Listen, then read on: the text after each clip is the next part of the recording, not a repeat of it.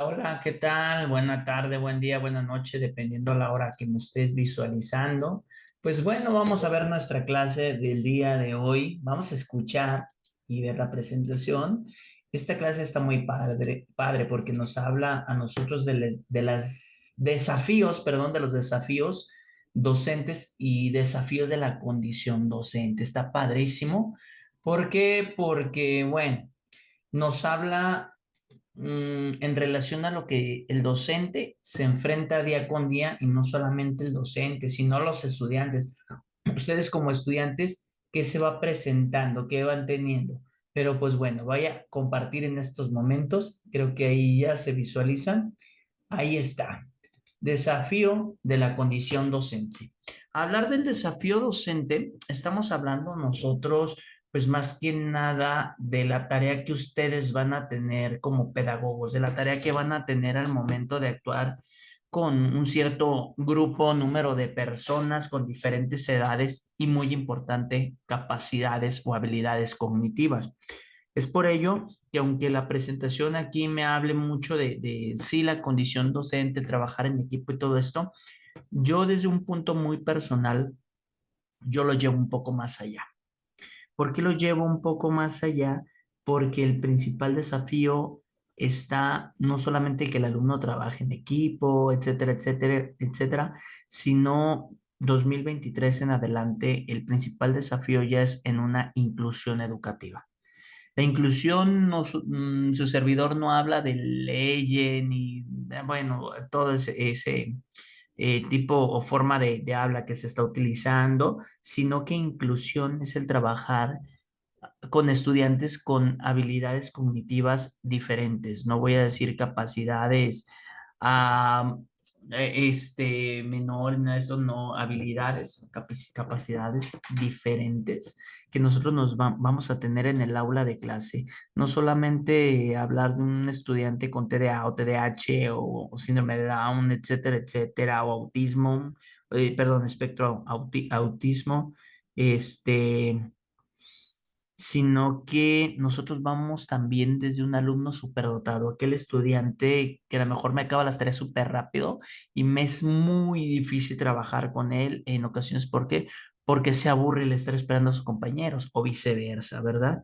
Entonces aquí el principal desafío, independientemente de lo que diga la diapositiva, eh, es un reto para ustedes como docentes, es un reto para ustedes como pedagogos porque el reto es transformar la escuela en un espacio donde la igualdad realmente sea la práctica enfocada a una atención equilibrada, donde todos los estudiantes sean tratados sí de igual manera, obviamente de acuerdo a las capacidades, a las necesidades, perdón. Entonces, ustedes docentes, ustedes pedagogos, ¿cómo van a trabajar de acuerdo a las necesidades de cada uno de los individuos? ¿Por qué? Porque van a exigir de diferente manera, van a exigir una educación de acuerdo, como les menciono, a su necesidad compleja o no tan compleja. Y ustedes como docentes, ¿cómo van a encarar este tipo de retos, teniendo en cuenta que los resultados, bueno, los resultados demuestran que los principales problemas es la puesta en marcha de esta forma de trabajo en este sistema educativo, teniendo en cuenta que esto se basa en torno a la escolarización, a la evaluación psicopedagógica. Aquí lo vemos ustedes también que van a entrar en la pedagogía, las medidas de atención a la diversidad, obviamente, y la selección muy minuciosa que tengan del profesorado o del docente para trabajar con estos individuos, para trabajar, vaya, con los estudiantes, teniendo en cuenta, pues que sí, en la actualidad, aunque estamos en pañales con esto, pues hay muchos aspectos que se deben de mejorar, muchos aspectos con los cuales se debe de trabajar en el desafío docente enfocado sí a unas cuestiones inclusivas. Por ejemplo, eliminar las barreras del aprendizaje, promover la participación de todo el alumnado, que es parte sí de lo que vamos a ver ahorita, desarrollar sí capacidades y habilidades meramente específicas, trabajar de manera cooperativa con el estudiante, centrarse en estos estudiantes de una forma apropiada y educada. ¿Por qué? Porque al fin de cuentas, ustedes como docentes van a influir en la enseñanza y aprendizaje de estos estudiantes, de estos maravillosos estudiantes, porque en un marco de enseñanza inclusiva, no se busca que los alumnos se adapten al modelo de aprendizaje, sino que tú como docente, ¿cómo vas a crear modelos de aprendizajes que sean válidos para todos, tomando en cuenta, obviamente, la amplia diversidad de ciertas características y necesidades, sin importar la condición de cada estudiante, sin importar la religión, sin importar la clase social, sin importar la nacionalidad, el género, sin importar la raza de estos estudiantes? Es por ello que se trata de impulsar, vaya, nuevas estrategias para implementar en esta educación. Pero bueno, esto es desde este punto de vista inclusivo. Si nosotros lo hablamos enfocado a la misma teoría, pues nos habla del trabajo en equipo, la falta de trabajo en equipo. Tenemos estudiantes que no van a querer trabajar en equipo, que todo su trabajo lo quieren hacer de manera individual. Esto, ¿por qué va a ser un desafío docente? Porque es un reto para ustedes. Por la planeación primeramente, la planeación, ya tienes que tener plan A, plan B, plan C. Otra muy importante, que cuando el alumno no quiere trabajar en equipo o no quiere ser parte de un equipo, se parte un poquito este aprendizaje a través de la socialización, que lo vimos en la clase pasada. Cultura es sociedad. El ser humano por excelencia, por naturaleza, debe de ser social o es social. Entonces, tú como docente, ¿cómo vas a hacer que el estudiante le guste el trabajo en equipo? Tú como docente, ¿cómo vas a hacer que se genere una empatía? ¿Cómo es que hacerte a ese alumno también superdotado o a ese alumno con alguna necesidad, digamos, o capacidad o habilidad meramente diferente al resto de tu equipo o de tu grupo? ¿Sale? Otro de los también muy importantes son muchos roles en una persona. Este es un reto, yo creo que primordial con el que ustedes están trabajando día con día o van a trabajar al momento de estar frente a un aula de clase. ¿Por qué? Porque el ser docente va más allá. ¿Sale? El ser docente va desde un humanismo, no solamente eres un docente, sino que sí lleva las riendas de la enseñanza, pero también de la educación. A veces no solamente eres el maestro o el docente, sino que eres ah, el consejero, mm, eres el psicólogo, eres la orientación pedagógica, vocacional y demás. Entonces, esto te genera, sí, un reto muy importante porque no sabes cómo va a actuar el docente, el estudiante. No sabes realmente, pues, dentro de tu papel qué decir, qué no decir, y esto te genera un reto a ti y aparte una losa muy grande a tu espalda. ¿Por qué? Porque eres un modelo del estudiante, eres un patrón a seguir, eres un ejemplo. Entonces todo lo que hagas va a recaer sobre el estudiante, teniendo en cuenta que sí, desde una perspectiva social, psicológica, pedagógica, vocacional, debes de poner muy en cuenta qué es lo que eres dentro de la enseñanza de ese estudiante. Falta de tiempo, esto es increíble, no solamente contigo, con el estudiante. Falta de tiempo. Vivimos, yo siempre lo he dicho, el que no viva una sociedad estresada, que estés para allá, para acá, por un lado, para otro, trabajando aquí, allá, acá, más allá, no vive en México. Así vivimos aquí.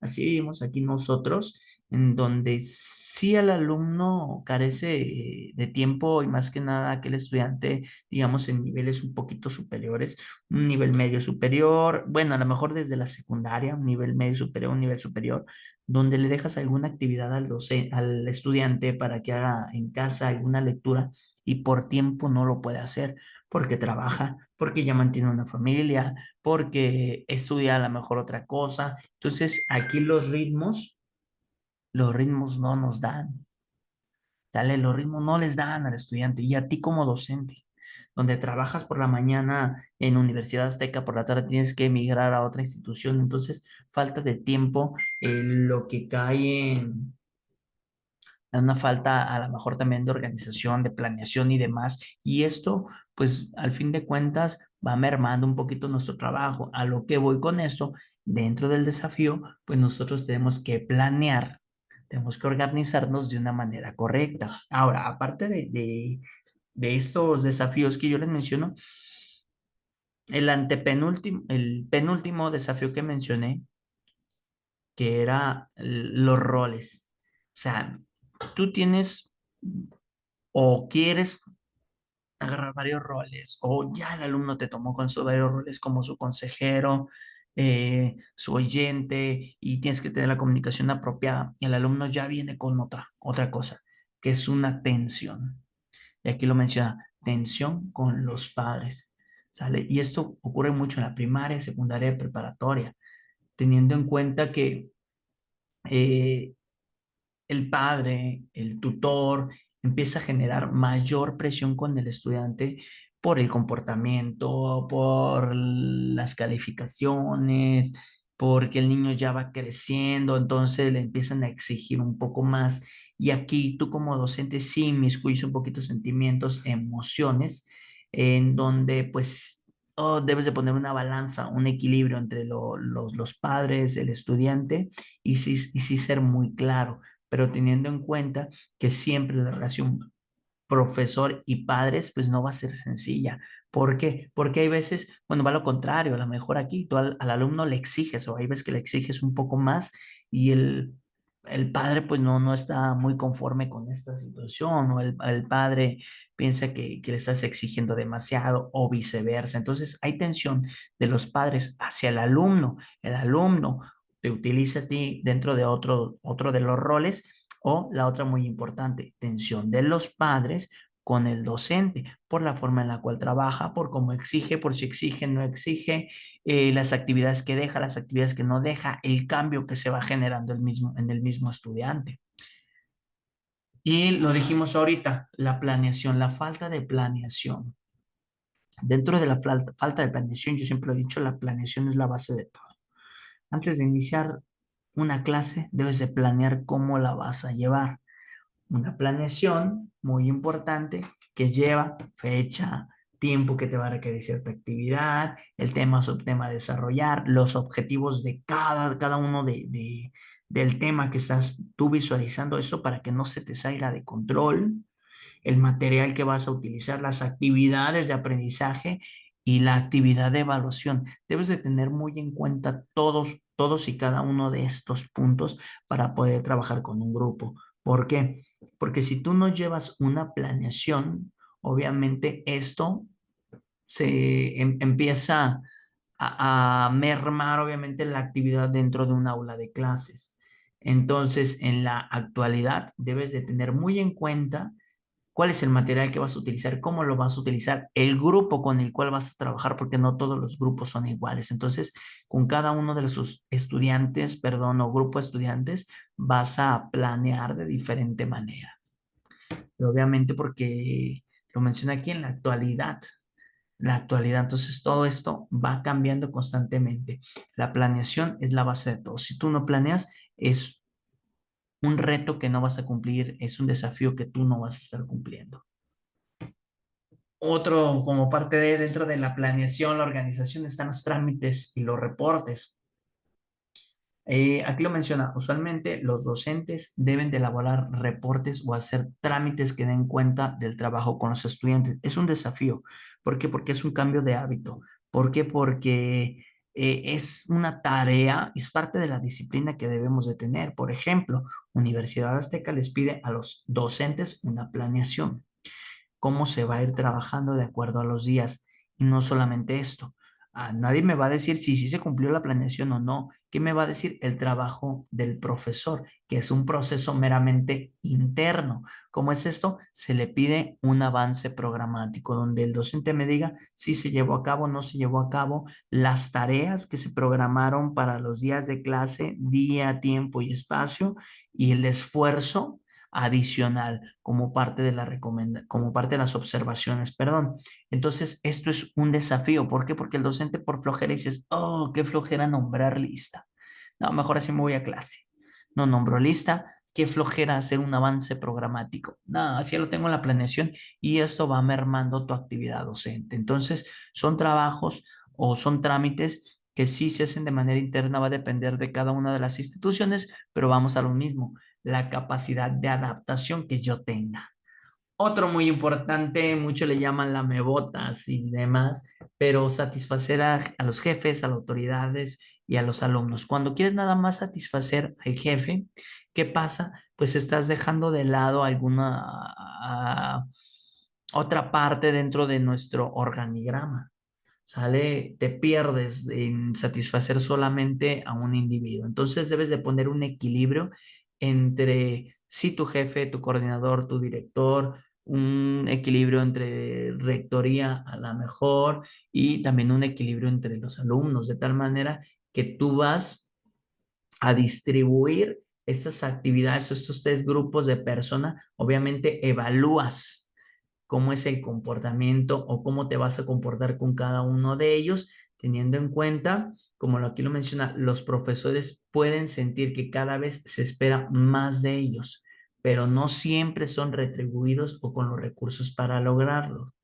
Esto vuelve un ambiente hostil, esto vuelve un ambiente estresante. Vamos a lo mismo, un equilibrio. Soy el docente, ¿cuáles son mis actividades? ¿Cómo son mis actividades? ¿Cómo las debo de hacer? ¿Cómo las debo de realizar?